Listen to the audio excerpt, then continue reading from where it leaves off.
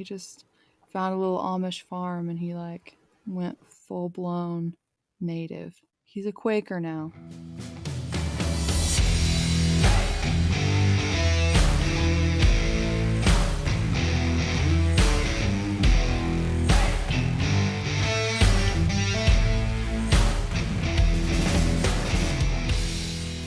Hi, I'm Lila.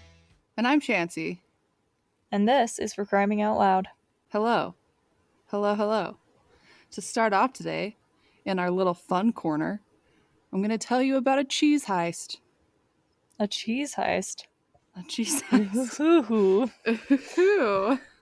It was in Europe, so it makes it super prestigious and fancy. Wow. This article was like in the weird news section, but it's written in such a serious tone that it's like these people truly seriously took this cheese heist very dead serious. It was important. It was important. So let me tell you about it. This year, it's 2024 still. I'm already thinking that it's 2025 because we're so close to the end of the year. 2024.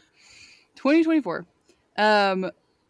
Tens of thousands of pounds of cheese were stolen. Tens of thousands of pounds.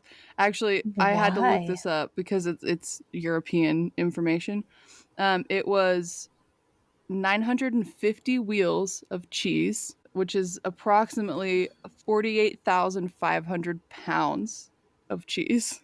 Is a wheel of cheese is that like its own unit? Is that like it's like talking the round the big circle, the round cheese circle that you get wheels. from like a fancy places. Place. Yeah. This is fancy. So the stuff cheese. I never buy because I get the great value shredded crap that doesn't ever melt. When I put it in like my soup, literal it's plastic. Just still there. Yeah, it's 1% cheese and 99% plastic. Yeah, so this stuff is the real stuff. No, this stuff, these 950 wheels of cheese was worth $389,000. Woo! Who knew? Cheese. So, cheese is valuable. Apparently, it's like heist worthy, I guess.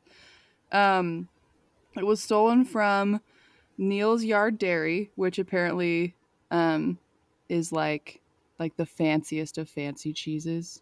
They use it for like professional chefs that have like Michelin star like restaurants. Okay.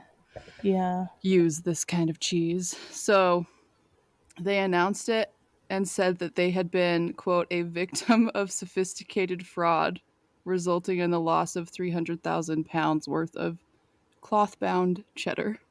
That was their official statement. That's what I mean when they take it seriously. To like take it serious, but it was like that's a lot of money.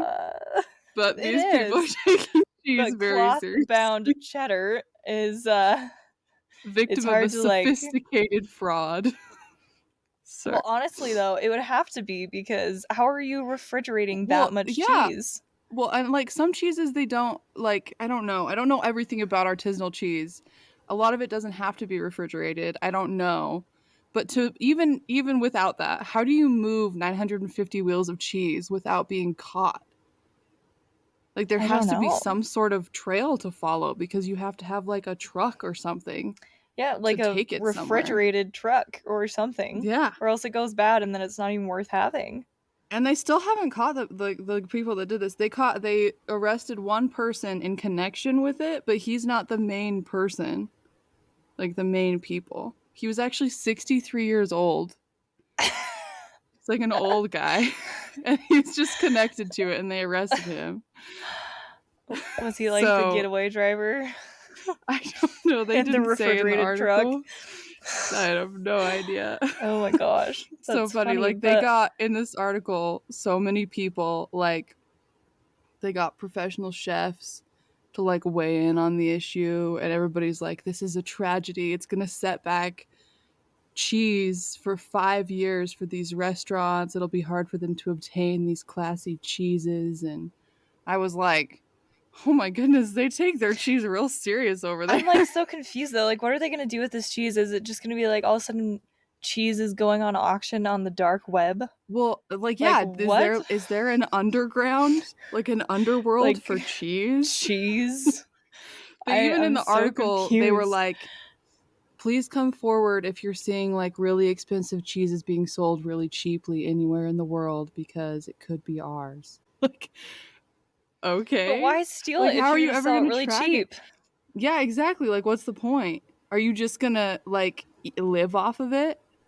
Is this like a I'm stashing this like a squirrel for the winter for myself situation? That doesn't make I'm sense. trying to think of 950 anything you wheels of would cheese. need cheese for. I just can't think Well, of and a the single thing thing. is like it's a literal heist. Like somebody conned these people into thinking that they were a distributor. Like they came to them and they were like, "Hey, we want to buy this much cheese or whatever, 300,000 pounds worth of cheese," and then they just stole it. It was all a mess, and then they were gone, and the cheese was missing. It's like a literal What? heist. It's like Ocean's 11 for For like cheese. cheese? So yeah, For what do they call it? Wrapped cloth cheese? What did they cloth say? bound cheddar. Cloth bound cheddar. Oh gosh. So Okay. yeah, there's our Wow. there's our opener this week. Apologies to the chefs of the world that are now Yeah. cheeseless. Yep. Uh, And to that's a Neil's darn Yard shame. Dairy for being duped. That's a bummer. Sorry to all of you Yeah, for your monetary and cheese loss. So, yeah, that darn anyways, cheese. Can't that just even. got me giggling. It's like cheese is R.I.P. serious the business. cheese. The cheese wheels. R.I.P. Okay. So many cheese wheels just loose in the world. Anyways, I'm sure Well, you don't have a segue for that, but no. that's what I'm starting We with. are going to go from cheese to mysterious disappearance today. So there Yes, I you love a have good it.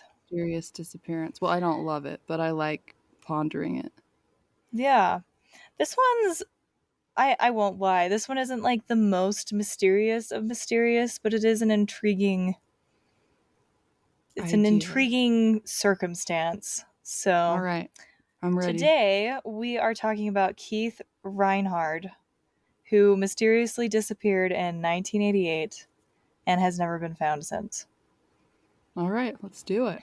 So Keith Reinhard was a sports reporter for a Chicago newspaper, and he had that career for 23 years. So at the time that this story takes place, he was in his late 40s, and he'd had a Dang. long career in the sports reporter business, and it sounds like high school, specifically high school sports that he reported on. Okay. I thought you were saying he was still in high school somehow. No, no. I was like, oh dear, that seems illegal. Sorry, go on. 40 of 47 years old and still in high school. Still in high school. I No. was like, meh. And so he had done that job for forever, and it seemed like he was getting to a point in his life that he was just itching to do something else. And so he got to the point that he was like, I'm going to take a sabbatical. I'm going to take a break. I'm done with my job. It kind of seemed like he was going through some kind of like a midlife crisis. And so in June of 1988, he grew out his hair to shoulder length, long Good for flowing him. locks, grew out his beard, and got himself a new look. He took 3 months to go to Silver Plume, Colorado, and give himself that well-earned sabbatical. And so like his friends and family described him as a free spirit, and this didn't really seem out of character. It wasn't like weird that Keith was going to go do this. They were all just like, yeah, that's fine. Like he had like, from what I could tell, I found 3 different children that had been interviewed on this. So he had at least 3 kids and a wife, and they're all just like, okay, bye dad. Bye husband. Have What? fun. Yeah. I They're find just that like, very okay. strange. I mean, he Just was old up enough that and I'm move for sure, 3 months. yeah, so like his kids are out of the house. I guess he just leaves his wife. Just like, bye, I honey. Be mean, back in yeah, three I get months. that. But I mean, I don't get But that. I feel like most married people don't do that. But what do I yeah, know? I don't know. And they didn't have like an unhappy marriage either. So from what I gathered, yeah, they were just happy. He was like, I'll see you in 3 months. No biggie. So, yeah. So he goes to Silver Plume, Colorado, and according to his son Sven, he said that he wanted to live out the remainder of his 40s like he had been in his younger years of life. He didn't want to have any regrets, so he was going with some intent to this, and we'll get there in a minute. But he had some goals. So he Okay. goes to Silver Plume, and this is a very, very small town. I'm talking 130 people live in this town. I was like, this sounds like something that's like on the edge of the desert in like by like a Native American Yes, reservation. basically, like that's what you're picturing. Yes. So it was like it's located in the middle of the Colorado Rockies, and it initially started as a silver mining town, hence the name. And it used to be actually like a booming town in like the 1890s, back when That makes the sense. silver mining was a big thing. But then the silver mining crashed, and since then it has like become labeled a living ghost town. Like, Oh so goodness. it's teeny.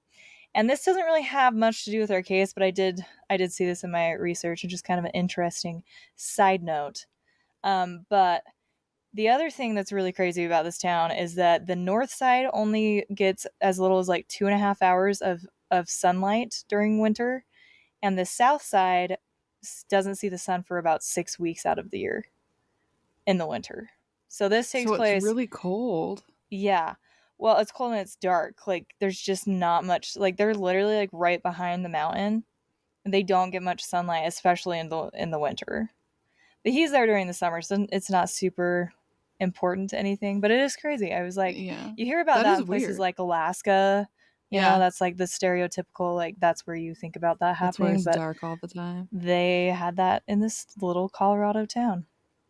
And Dang, this that's is kind of not cool. like, from what I gathered, I didn't look into this too extensively, but this is not like too far outside of Denver. So, Okay. like within a couple hours, it seems like. So, anyway, so he's in this little town. And when he gets there, he starts to run an antique store. And he was like hoping that it would really take off, and that his wife, Carolyn, would would be able to move up there, and they would be able to permanently relocate there if it took off. Okay. I'm so sorry. But Did you say where he was living originally, or did that not come up? near Chicago. Okay. Cool. Sorry, I just So it's missed it. like a I big don't know. move. Yeah, Yeah. I just wanted to see if it was like just state hopping or if it was like across the country. Yeah, So, no, it was a okay. pretty big move. Um, but he did have like a I don't know if this is the reason he picked this town, but he did have like a childhood friend that lived there. Okay. Um, All who owned right. a cafe actually across the street from his antique shop, and so I don't know if that was like what spurred him to live there. He was like, "Yeah, I'm gonna go visit my friend Ted." I don't know, but yeah. Maybe. So Maybe Ted told him yes, all big sorts of jump stories. across the country. And so yeah, he was hoping that they could permanent relocate if the antique store went booming. He also had several other goals in mind. Specifically, he wanted to get in shape by learning to mountain climb. And kind of along with that, he Cool. wanted to overcome his super duper big fear of heights. Obviously, you're not That going to go mountain is climbing a if you're stretch. Yeah. afraid of heights. So he wanted to do those things, and he was also determined to write a novel. This guy So he sounds has like he's big doing all plans. the things that I wanted to do in life ever. Yeah, I Like don't not really care to exactly the overcome same my things. heights issue, but Yeah, not that's not really it. But like the you novel just sounds you nice. like I'd run love to write a away and you're novel. like I'm going to do all the things that I was going to do in life and I never got around to and I'm just going to be Yeah, free. I feel like yeah, everybody has exactly. that dream, you know? It's like an eat, pray, love, but for like a 50-year-old For a man. man, a sports Yeah, reporter. I don't know. Keith got a very interesting bit of news shortly after he opened his antique shop, and he found out that the previous shop owner, it had been a bookstore at that point, and his name was Tom Young, and he had mysteriously disappeared less than a year before. Just like So, literally walked off and small town vanished into the book owner. mountains. Yep, he took a hike and he never came back. basically. And according to like the locals, what happened is they saw him on September 7th, and he closed up his bookshop, took his dog Gus out, and vanished without a trace. They never saw him again. Did they see Gus Despite again? like search, nope, the dog was never found. He was never found. They searched the That's area, terrible. and it was, yeah, he was just gone. And All it right. was That is really interesting. weird. Yeah. So, Keith, he becomes very interested in this case, and he began talking to everybody in the town about Tom's disappearance. And Tom's disappearance basically becomes the basis for the novel that Keith decides to start writing. And he kind of bases it around what he imagines like Tom's life to be, I guess. This sounds like a And Lifetime movie. Is this a movie? This should be a movie. yeah, Sorry, I don't go know. on. So then he actually, like, the main character of his story is, he names him Guy Gypsum. And to everyone, this character seemed to be like a mix of Keith and Tom into one dude, and that was like his main Okay. character of his novel. And I feel like according to that's Keith's daughter Tiffany, her dad talked about, so Keith talked about Tom's disappearance like all the time, and basically was obsessed with it. And she felt like he was really trying to understand Tom better so he could write the character better. And after this whole thing went down, she like speculated that he may have even wanted to know how it felt like to disappear so that he could write that better as part of his story. I guess that makes sense, but if he never resurfaces, that seems weird to me because then he Yeah. can't, Like, what's the point of like, having that what's the experience point? if you're not going to finish your book? Yeah, exactly. So he's getting borderline, like, weirdly, yeah, fixated on this disappearance.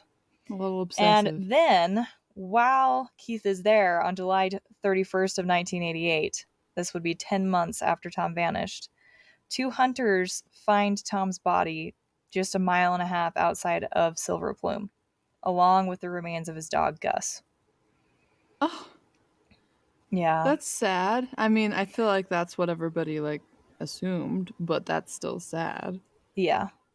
Um, each had died from a bullet wound to the head, The and dog, too? yes, the dog had been Sorry, shot in I the keep head. interrupting, but I know. I this know. I'm It really is sad, invested in though. this for some reason. The dog, I know. Gus. Gus, you Like, didn't of deserve all that. things. Poor Gus. Sorry. Yep. And poor Tom. So, poor Tom, But too. I mean, we were totally like, totally no, thinking like, about Tom, too, here. obviously. But it's sad when people kill innocent animals that have nothing to Yeah. do with No, anything. it definitely is. So, yeah, so they both died from a bullet wound to the head, and a revolver was found on the scene. And the revolver that was found had been purchased by Tom just days earlier to this, and led the investigators to believe that this was a suicide. Well, sounds like it, for sure. However, some of the It's a sources I murder, read, too, because he killed his dog first. I know, seriously. That's the part I don't get. If that's a suicide, why wouldn't you just like give your dog to Give your dog somebody? away. Why are you taking it with you and killing it in the woods? That's I intense. feel like that's not a thing people that have pets do. I feel like I've never heard of that. No, it's really weird. So, So, that's weird. according to some sources, though, and actually the initial source that I read on this said that the bodies had been found under a tarp, almost like they had been covered up, Well, that's not very suicide-y. which made it not seem like a suicide. But some of the sources also said that that was not a thing. It never mentioned that. So I don't Okay. know which way it was. I don't know if that was true or not. But either way, officially it was ruled a suicide. Seems pretty cut and dry, honestly, if the tarp's not involved. You would think. Well, Keith, he catches wind, obviously. He's obsessed with this. He catches wind pretty quickly of the bodies being discovered. And it seems to even more like supercharge his interest in this disappearance and what happened to Tom. And so he decides, just a week later, to make a climb to the top of Pendleton Mountain, which was a nearby peak. And so on August 7th of 1988, this is just weirdly, literally just 1 year and 1 month to the day since Tom's disappearance. Because he just disappeared on September 7th of 1987. Sorry, did you So say it's like, December? no, September. Oh, September. I thought you said December. You're like, that September. is not Okay. 1 month, Lila. Do we need I to was go over a calendar very year? confused. All right, September. Yeah. No, so yeah, weird coincidence. It's 1 month and Yeah. 1 day after Tom's disappearance. And Keith, he's seen, basically everybody in town was like, he was walking around telling everybody that he's gonna go make this hike. And nobody's really believing him because they're like, you're afraid of heights, dude. You're not gonna do that. It ain't Even happening. if you try, you're not getting anywhere. So, No. And so they don't really take him serious. And then his last stop that he was seen at is he stopped in at that friend of his, Ted, stopped in at Ted's cafe. And he goes in, tells Ted his plans, and they even joke. Ted remembers that they even joked about how if he didn't make it back by tomorrow, like to call the search and rescue. Because Tom was like not super confident in his ability to do it. But it also seemed like, that being said, it seemed like if he was going to get like too overwhelmed, he would turn around, right? Like, it didn't yeah. seem like he was like committed to dying on the mountain. Yeah. That's So weird. he was seen walking out of Ted's cafe to start his hike at 4:30 p.m. Now, this was really strange to just about everybody because this hike was supposed to take an average of 6 hours to complete. And So so that that's would not mean he enough would get time. back at 10:30 p.m., which is really late to be out in the middle of the woods. Well, 4 is late because of this. Like this place Yeah. doesn't get any sunshine, anyways. So Yeah. So it's not, it's no bueno. And so along with that, they also saw that he left having no jacket and no supplies with him. Basically, he took himself and nothing else and just walked out into the woods to do this hike. Well, that's so lo and weird. behold, Keith does not return that night. Not one person said to him, "Hey, maybe this is a bad idea. Like it's 4 o'clock and you're going on a 6 hour hike and you're not a hiker. Like maybe don't do that." Like it's like people knew that he was walking to his death and they were just like, "Okay, bye, peace. Yeah, it's weird, but See it's ya." like the way that like Ted, his friend, describes it is almost just like they were just kind of like joking about it. It was just kind of like, haha, like I'm going on a hike. And it was like he was gonna do it, but like not seriously. Like it sounded like he was gonna start and then he's probably just gonna like come home. Is kind of the vibe, it seems. Because like Okay. Ted was All his right. friend. I think Ted cared about him, but he wasn't like giving off real serious vibes like, yep, I'm doing this. It's more like, yep, I'm gonna make an attempt here. You'll probably see me in Probably a be few hours. soon. Okay, So, yeah, I can see that. I just feel like that's just crazy. He just walked up a mountain. yeah. So, like I said, Keith does not come back that night, and by the next day, there's helicopters in the air searching for him, and 125 plus men on the ground, along with a dozen trained search dogs looking for Keith. And they searched for 7 days, and they were not able to find him. And they said that it was essentially like impossible because he had taken nothing with him, leaving like no clues behind. There wasn't like some supplies Yeah, that they could see and follow. There's just nothing. there was So no breadcrumbs. he, It was just him. Anything that would have yep. been with him was like on his person, and they can't find his person. So dead ends.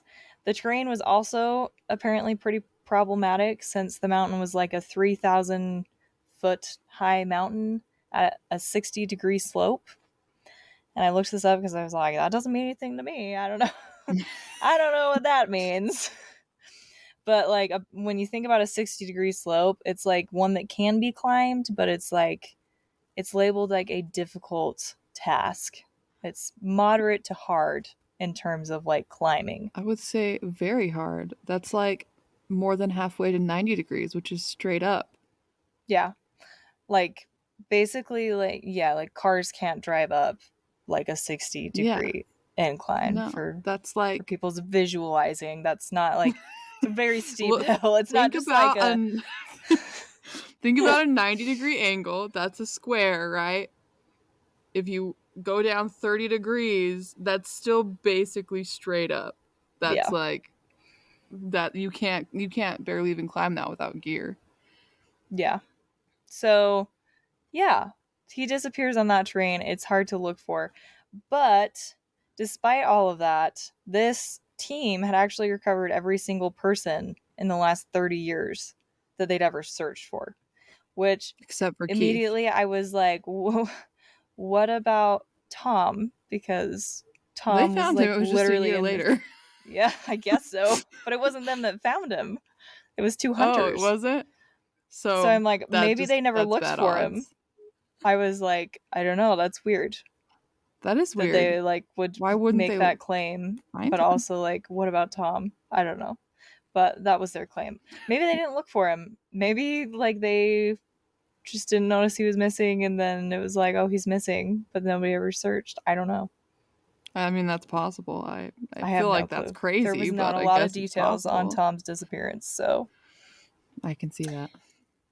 so yeah, by the end of the week, Keith is officially labeled a missing person. They can't find him. And what was interesting is that family would later recover his writing. And eerily, that day, he wrote, and it was the last thing he wrote in his novel that he was writing. This is what he wrote. He wrote, Guy Gypsum changed into some hiking boots and donned a heavy flannel shirt. He understood Tom now and his motivation.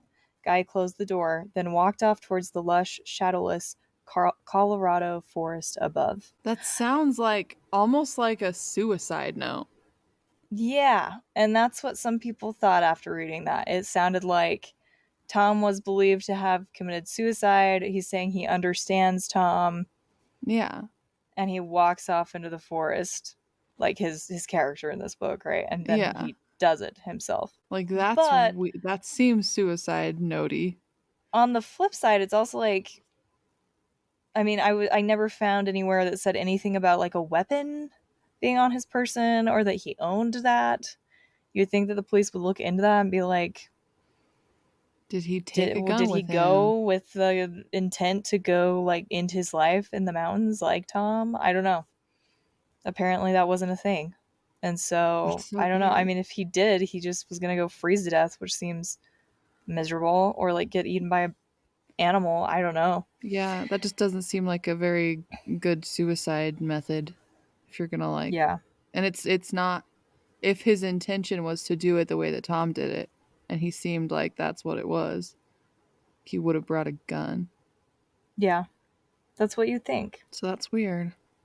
Weird, So weird. so yeah.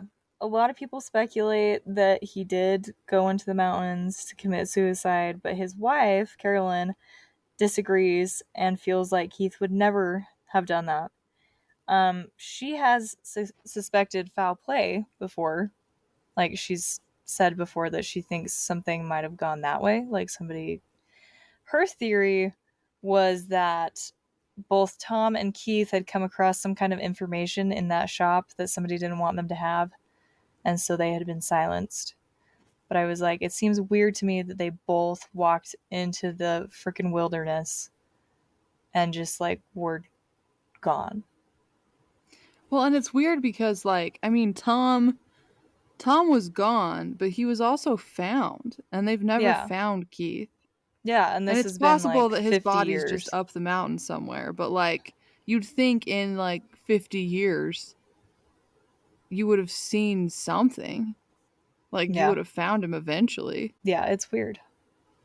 It's weird. And they both worked in the same shop. It's strange for sure. And they Yeah. disappeared like literally a year and Like a 1 month year apart. apart. Yeah. It's I get eerie. why people think that's weird, like that's possibly foul play related. Yeah. But yeah, so Carolyn, she thinks it could have been that. She says that he was very positive and optimistic. Like very positive and optimistic and all about like positive mindsets and all that jazz. So she doesn't think that he would have ever decided to take his own life. That's hard because people But never think that about their person. yeah, it is hard. And especially like he is away from them for months, and a Yeah. lot can happen for a person mentally within that amount of time. Yeah, and like also a lot of people like that optimism and whatever and happiness it can be used to mask like depression or Yeah. Yeah, things no, like that's that. totally true. So she also, his wife also found it really bizarre that her husband would have started the climb at 4:30. And the other thing that she found that was weird is she thought it was strange that he didn't take his camera, because apparently one of the biggest revenue options that he had in his shop was because he was taking local photography and selling it. And so he had been taking his own pictures and selling it in his antique store. And she was like, if he was going up there with the intention of like hiking, it would have made sense for him to bring the camera and to take pictures, because that's a perfect Yeah, it opportunity. would. But he didn't take That is anything a with perfect him. opportunity.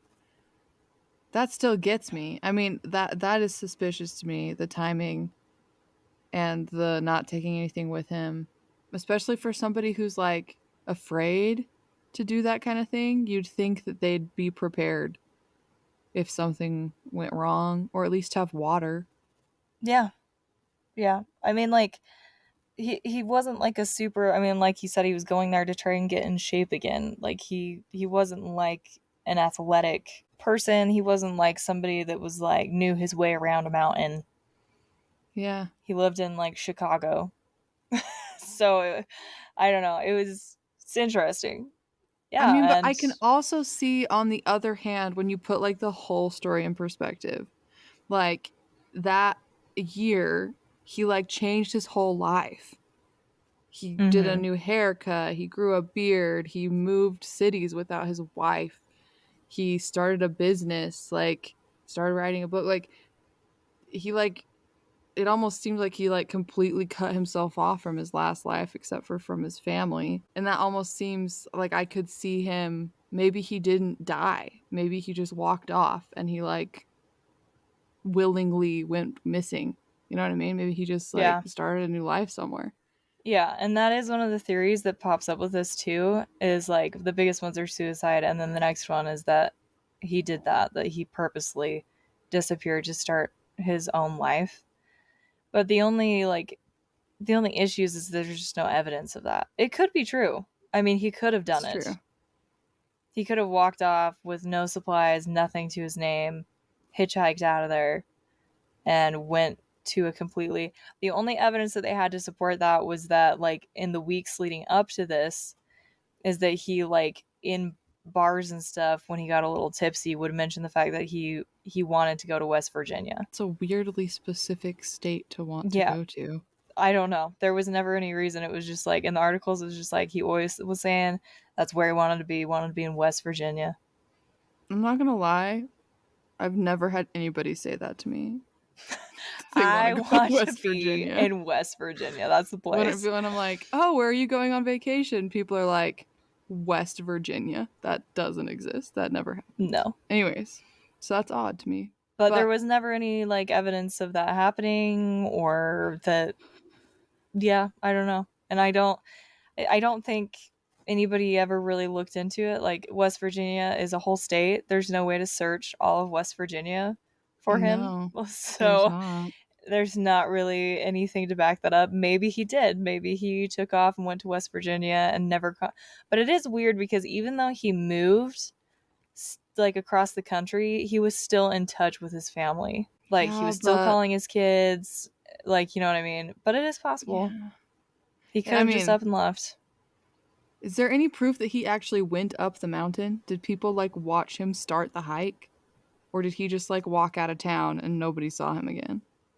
It seems, I don't, this is what's hard is it's like it seems like it, I mean they say that like he walked out of town, but it almost sounds like the town walks directly into the hiking area.